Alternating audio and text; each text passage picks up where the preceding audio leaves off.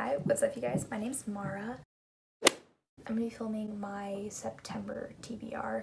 I'm a little late because it's September 3rd, which I feel like I should have recorded this a couple days ago when I first had the idea to do it. Plus, I have a fair amount of books I want to read this month, and I'm starting classes on next Tuesday on the 8th. So I really need something to keep me accountable, and I'm hoping that making these videos will keep me on top of my reading because I've been on a really good kick. Like in the last 10 days or so, last week and a half, I finished 8 books and actually met my Goodreads goal, which I'd only set at 30 books this year, but that was more than I read last year, and I'm just kind of proud of myself for getting to that point. I think that kind of having quarantine and being alone has helped a lot. I'm gonna start with the books I'm currently reading because I have 2 that I'm currently started, and the first one is A Gentleman in Moscow by Amor Towles. I'm not sure. I started this book back in February 2020. My grandma recommended it to me, and I'd actually bought it a couple months before thinking I was going to read it on an airplane, and then I didn't, and then I started it in February and I just could not get into it. And it's like pretty much every couple weeks I will read like 40-50 pages, so I'm only halfway through. I started this book like over 6 months ago now, and I just haven't finished it, and I really need to finish it.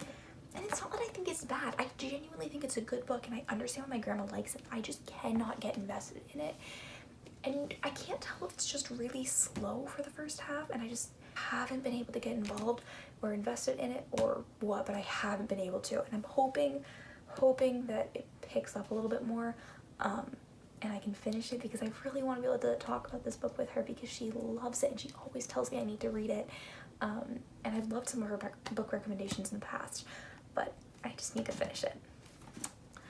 The second book I'm currently reading is actually an ebook I have checked out from the library. I read a lot of ebooks, and I love reading on my phone, especially like before I go to bed. I can kind of curl up on my side and have my phone right in front of my face, like when you're laying on your side and you're completely wrapped up in your blankets. I love it.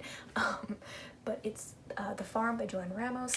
It's about a different version of our current world, where primarily underprivileged and lower paid women will offer to be surrogates for wealthy couples, and people who want to have a baby but don't want to actually go through a pregnancy. I know that it's more of a social commentary, a lot on kind of wealth and the role women play, and I'm about 25% of the way through. I think it's really interesting. I know a lot of people who read it didn't like that there wasn't much of a plot.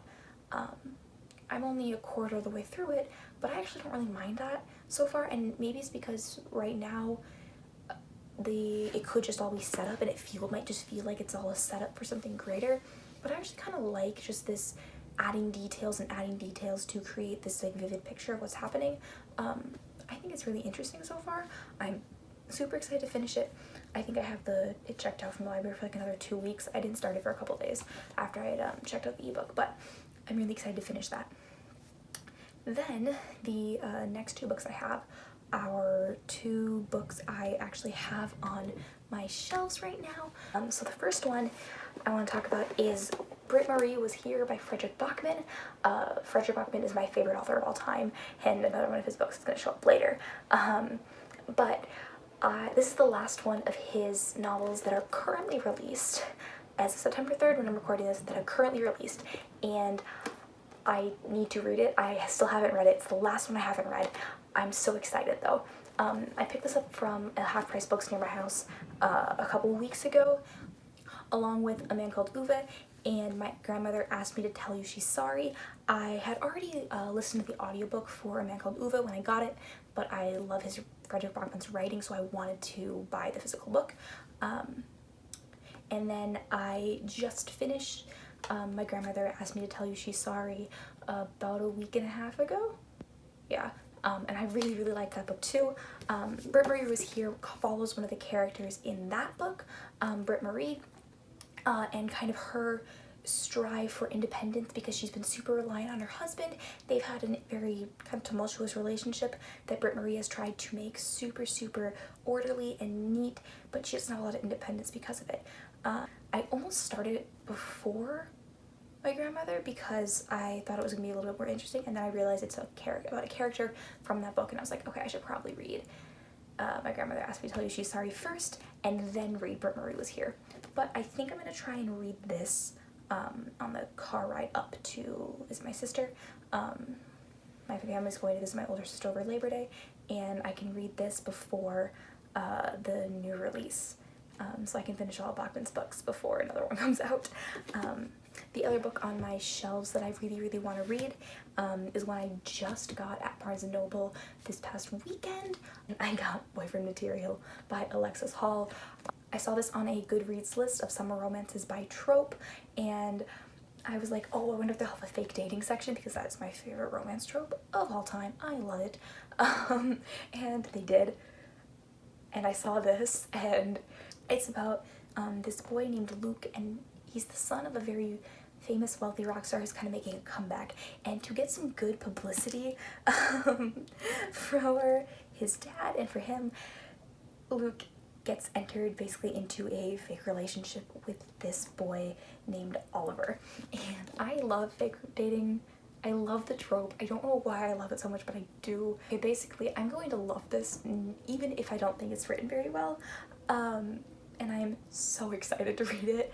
I've been trying not to read it so I could read it in the car while I am either driving to or home from my older sister's.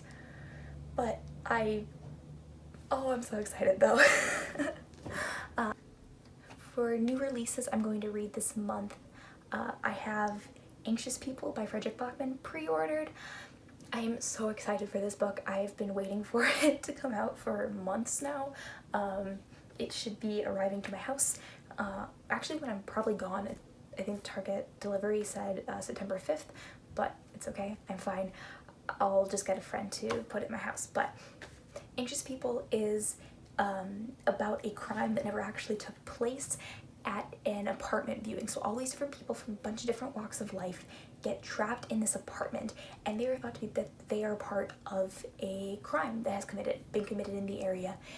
They have to spend all this time in an apartment that they're viewing and get to know each other pretty much, because they have nothing to do. They cannot leave because they're technically in a crime scene that they were not involved in.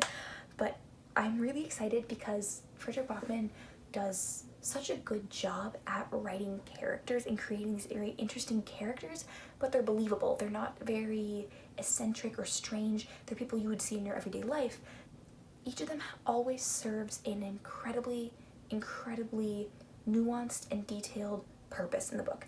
And I'm really excited to see how all these different characters end up interacting, because with like Beartown and Us Against You, there's a lot of characters, but they're all kind of separate, and they all have their separate things going on, and it's all connected, but they're all separate.